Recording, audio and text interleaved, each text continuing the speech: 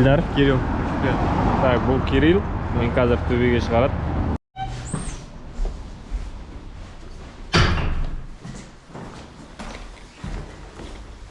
Так, осындай подъездбен қазір жоғарыға барып Питерді төбеден қараймыз. Кирилл деген менің экскурсоводым. Адамдар тұратын болған соң біздер жайлап жоғарыға көтеріліп бара жатырмыз. Есік төменде байқағандарыңыздай ашық тұр.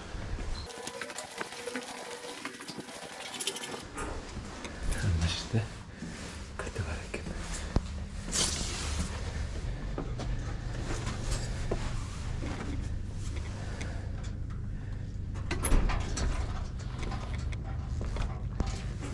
Кілтсіз кіре алмайды екенбіз бәрі. И мы идем вот к этому лючку. Так, мына жерде лифт бар. Лифт дегенде лифт емес.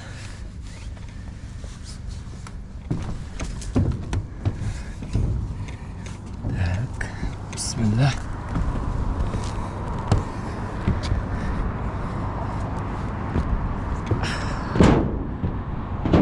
Вооо.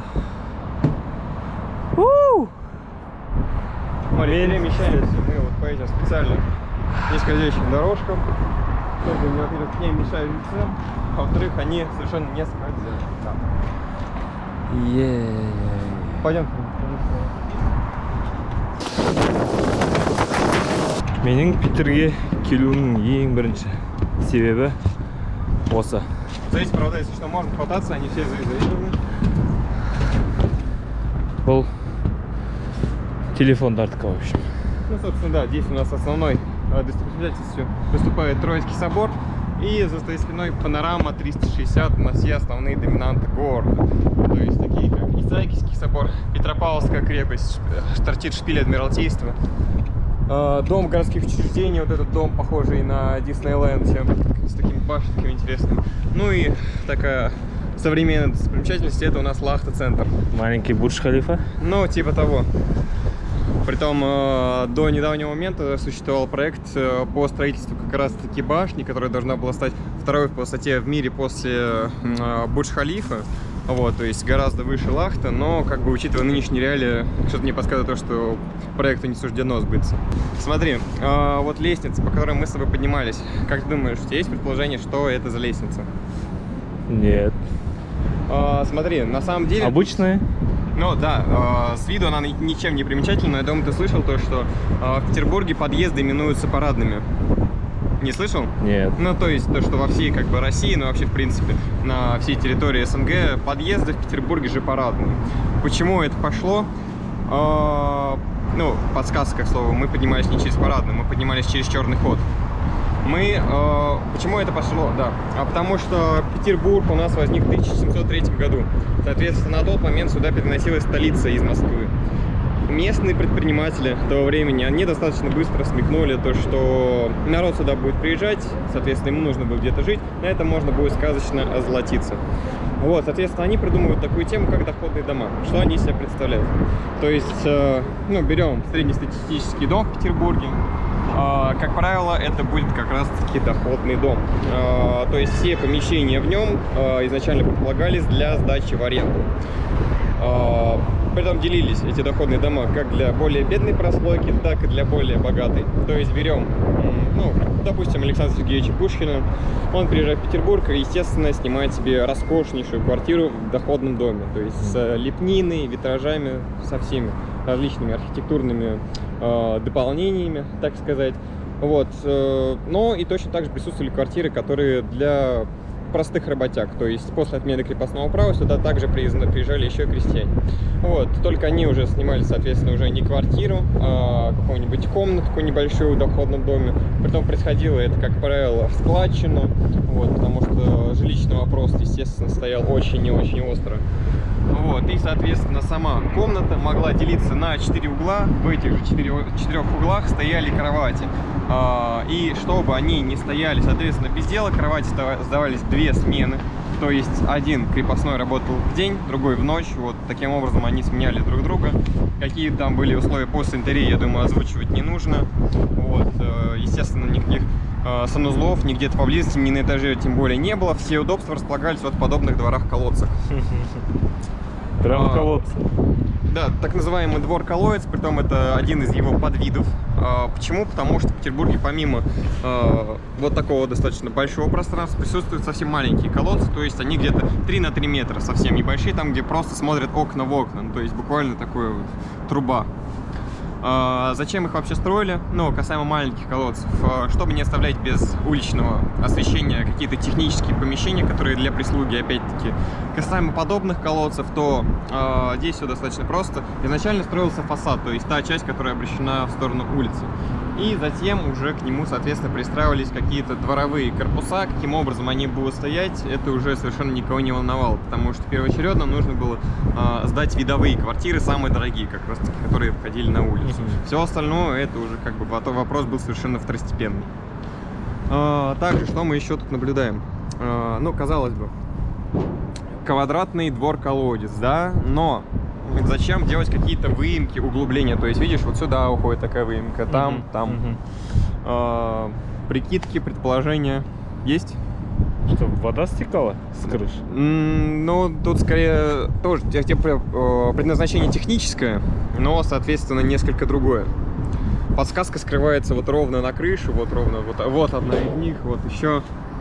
Значит, дымоуха? Да, это дымоходы, совершенно верно. Вот, отопление на тот момент было печным. Соответственно, дрова для всего этого дела нужно было где-то хранить. Хранились они как раз-таки вот в подобных карманах, вот, и посредством веревки, ну, то есть лебедки, все это дело поднималось, закидывалось в окна, ну, чтобы не тащить на своем горбу, так сказать, по лестнице вручную. Вот, что еще? Что еще касаемо дома?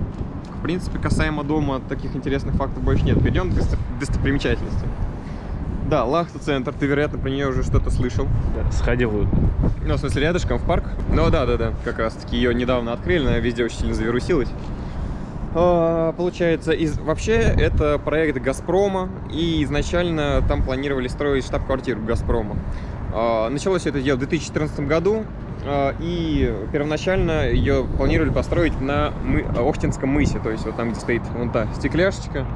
Вот. Но на тот момент питерские общественники достаточно сильно сбунтовались, потому что если бы она стояла там, она действительно бы очень сильно портила исторический облик города. Вот. Перенесли в одноименный поселок Лахта, ну, собственно, по нему назвали башню. Планировали завершить строительство за 4 года, ну, то есть, да, такие рекордные сроки, но, как это у нас обычно бывает, башня стала долгостроем. Не завершили ее до сих пор. За 4 года завершили только внешнюю отделочную работу как раз к чемпионату мира по футболу в 2018 году. Да, про что мы тут еще не поговорили. Я думаю, ты уже успел обратить внимание, то, что у нас здесь вот присутствует такой сгоревший дом. Это, в принципе, такая достаточно распространенная история, потому что земля в Петербурге очень дорогая, а сносить что-либо нельзя, ну, то есть нужно реставрировать. Это очень дорогостоящий процесс, и, как правило, ну, просто поджигают здание, и, соответственно, попросту приходит какое-то такое абсолютно непотребное состояние, и зачем уже его можно сносить. И, ну, возможно, через пару лет мы здесь что-то увидим, какое-то современное здание рядом. Ну, то есть, да, классическая история. Как раньше боролись с пожарами? Это, в принципе, история о том, что, да, практически везде в Санкт-Петербурге мы видим то, что дома стоят единым фасадом, то есть вплотную друг к другу. Почему так происходило? Ну, во-первых, потому что это эстетически красиво. Во-вторых, потому что на тот момент, да, мы уже это обсудили, все топились дровами. Нужно было как-то решать вопрос теплопотерь. И как раз-таки за счет того, что дома стояли вплотную друг к другу, теплопотерь было меньше. Отлично. Но как-то нужно было решать вопрос, соответственно, пожарной безопасности, потому что, да, пожары случались часто, тем более отопление печное, там чуть что как-то неправильно кто-то затопит камин, все, дом вспыхивал, и, соответственно, могла сгореть целая система. Чтобы это предотвратить, придумали строить вот подобные стены, то есть между всеми домами присутствует подобная стена, то есть кирпичная кладка несколько толще, чем самая обыкновенная. И если, соответственно, возгоралось одно здание, то, как правило, за счет брандмауэрной стены выгорал один пролет, ну, то есть одна секция, дальше вправо-влево никуда пламя не распространялось за счет как раз брандмауэрной стены. К слову, вот эти вот окошки, которые мы сейчас там наблюдаем, это, как правило, все незаконные врезки, то есть, как правило, там идет длинный коридор, и чтобы он не оставлял совсем, не оставался без уличного света, там отрезают такие окошечки. Если приходит, соответственно, орган, который все это контролирует, он, как правило, делает предписание, чтобы все это привести в исходное состояние, потому что, ну, соответственно, дом может стать аварийным из таких врезок незаконных, пойти трещины и так далее. Вот. То мы еще с тобой не подняли такую тему интересную, как коммуналки. Что-нибудь слышал про то, что Петербург до сих пор является коммунальной столицей России? Ну, то есть, примерно по статистике, каждый пятый петербуржец до сих пор проживает в коммунальной квартире. Каждый пятый? Примерно так. Ну, то есть, да, статистика достаточно ужасающая. Почему так? Потому что мы с тобой уже изначально обсудили то, что все это были доходные дома. Потом, когда приходит советская власть, приходят к власти большевики, понятие частной собственности перестает существовать как таковое. Соответственно, все эти огромные помещения, которые предполагались под сдачу, они делятся на маленькие комнатушки, куда заселяют в комнату по семье. Вот. Ну и, соответственно, вот эта вот коммунальная история родом из совка. Почему до сих пор их такое огромное количество? Потому что, да, на тот момент все тут заселили, так сказать, всех этих рабочих, которые сюда приезжали сюда на заработки, очень плотно. И на данный момент, несмотря на то, что присутствует огромное количество программ по их рассеянию, меньше их не становится. Виной тому наш жилищный кодекс, который не позволяет переносить все коммуникации, ну, то есть, да, изначально огромное помещение, а чтобы это наделить на полноценные маленькие квартирки, нужно все коммуникации подводить. А подводить их можно полноценно только если внизу подвал. Ну, то есть в противном случае все эти трубы, канализация будет идти просто под потолком. Ну, не камильфо. Вот. Поэтому, да, статистика достаточно печальная. Что мы еще здесь наблюдаем? Еще мы здесь наблюдаем такую интересную штуку, как полуподвальные этажи. То есть так называемый цокольный этаж, и тут тоже возникает такой диссонанс в голове. Почему в городе, где испокон веков присутствовали потопы, зачем нужно было строить целый этаж вниз? Вот. И ну, тут как бы есть несколько тому объяснений. Тут до сих пор бьются что полноценные историки, что альтернативщики. Одни из них говорят, то, что со временем поднимался культурный слой, то есть на тот момент гужевой транспорт, лошади, навоз, все это, и, соответственно, почва просто росла. Вторые говорят то, что здания проседали со временем, но в таком бы случае они бы все пошли трещинами, ну, то есть здания становились бы просто аварийными. Но лично я считаю то, что самое реальное предположение, почему все обстоит именно так, а не иначе, потому что, опять же, испокон веков были наводнения, наводнения приносили с собой ил, вот, и этот слой ила в какой-то момент попросту посчитали, ну, нерационально разгребать, попросту, ну, соответственно, откопали входа, а этаж остался под землей, поэтому, да, ну, если туда зайти, то там точно такие 3-метровые потолки, и я очень сильно сомневаюсь, что, ну, зачем делать подвал с 3-метровыми потолками, это просто нерационально. Кстати, еще один момент, который мы пропустили. На том же здании, где присутствует бронауэрная стена, там также присутствует эркер. Ну, то есть выпуклая часть дома, которая похожа на балкон. Есть? Да, вижу. Вот. Это получается у нас эркер. Что это такое? Его отличие от балкона, то, что он это полноценное продолжение помещения. То есть никакой перегородки там нет. Почему так происходило? Опять же, история про единые фасады. Помимо того, что все дома стоят вплотную, так еще и вдоль одной линии, заходить за которую нельзя. То есть, да, все как-то как под одну гребенку. И, соответственно, так как эркер у нас начинается не с первого, а тут конкретно с 3-го этажа, за счет него ну, квадратура, то есть площадь помещения очень сильно расширялась. Ну, то есть, да, хитрожопили по-всякому. Кстати, еще касаемо высоты зданий. Я думаю, ты обращал внимание, то, что, ну, максимум, что ты встретишь в центре Петербурга, но это 7 этажей. Почему так было? Потому что до определенного момента существовал так называемый закон о небесной линии. То есть нельзя было строить выше Эрмитажа, то есть Зимний дворец, естественно, на тот момент. Вот. И владельцы доходных домов, естественно, ну, тоже как-то что-то думали, как-то этот закон обойти. Они придумали настраивать башенки. То есть, ну, здесь у нас присутствует башенка, но здесь она, правда, никогда не была жилой, но так или иначе, в принципе, да, эти башни они не становились жилыми помещениями, тем самым под закон они не попадали. Основной частью дома они не считались, и так строить было можно. То есть чуточку здание все-таки становилось выше Эрмитажа, но тем самым закон оно не нарушало. Здесь мы переходим к нашей главной доминанте данной локации, это Троице-Измайловский собор. Тут очень много возникает вопросов для человека, который первый раз в Петербурге, потому что, да, казалось бы, православный собор, но какого фига у него синий купол, издалека он вообще напоминает мечеть. Вот, тем более еще и со звездами. Вот, тут все на самом деле достаточно просто объясняется. Вообще, изначально Троицкий собор, он строится для Измайловского полка, который, в свою очередь, возник во времена императрицы Анны Иоанновны, которая его сделала полк для личной охраны. Соответственно, казармы полка, они вот как раз таки располагались близ нынешней станции метро Технологический институт, то есть если там погулять, там очень много таких бывших казарменных зданий. И изначально Троицкий собор, это, получается, была такая абсолютно сезонная история, то есть церковь, которая строит только на лето, туда ходили как раз-таки служащие Измайловского полка. Вот, на зиму, соответственно, ее сворачивали. В 1728 году, то есть, ну, практически через 30 лет после основания города, здесь начинают строить уже полноценный кирпичный собор, но на тот момент случается наводнение, да, как известно, оно было в этом же году. На тот момент здание сильно пострадало, и реставрации оно не подлежало. Это уже, получается, последний белокаменный собор, который начинают строить где-то через 10 лет после того. Вот, с ним, в принципе, тоже все не было гладко. Во-первых, взять период советской истории, как я уже упоминал, очень много золота, ну и вообще, в принципе, ценности собора было вынесено большевиками. Золото, соответственно, переплавлено, ценности распроданы за границу. Сама икона Святой Троицы, ее каким-то чудом потом уже выкупили на каком-то аукционе и вернули в собор. И, к слову, в 2006 году здесь случился пожар, который полностью уничтожил купол. Это на тот момент был самый крупный купол с деревянным основанием. И, соответственно, потом в течение практически 10 лет все это дело восстанавливало.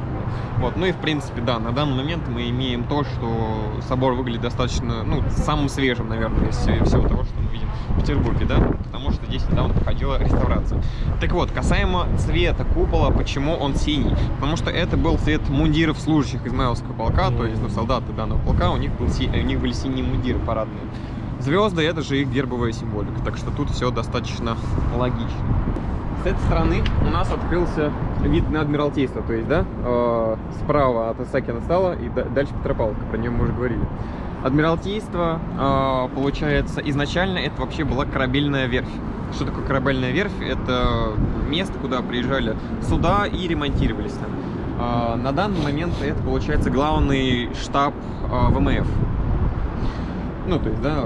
России? Или... В России, да. Также это место, откуда у нас начинается Невский проспект, то есть главный проспект города. Очень много где рассказывают такую байку, то что Невский проспект, его начинали строить как раз таки от Адмиралтейства и от Лавра Александра Невского. С двух сторон начинали строить, и якобы из-за ошибок в расчетах не смогли построить его прямо. Получился изгиб в районе площади Восстания, где, ну, Московский вокзал, обелиск стоит. И, соответственно, площадь Восстания попросту все это дело обыграли.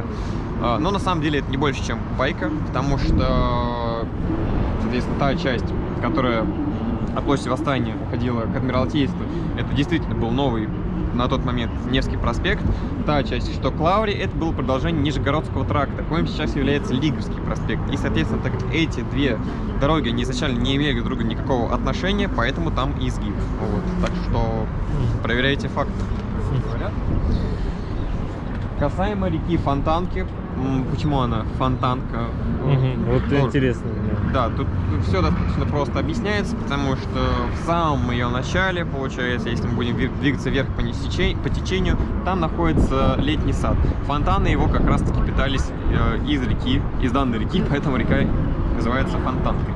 Так вообще она была малый Йорик, ну то есть с ижорского языка, то есть народ, который здесь проживали исторически еще до основания города. Кстати, не помню, что это значит, но Фонтанка понятно почему. Слушай, вообще изначально здесь набережные все были, ну вот как, если от Невского спускаться по фонтанке, там присутствуют деревья, но вообще какое-то озеленение. Вот, а так здесь, ну, вообще вот на этом месте, к слову, вообще был мост. То есть вообще трамвайная сеть в Петербурге, она раньше была куда шире. Вот, и здесь был трамвайный мост. И вот этого дома не было, то есть, видишь, это чисто уже такая более поздняя советская постройка, и туда уходил, соответственно, трамвайная линия. Вот, а так вообще, в принципе, вся набережная раньше была зеленая.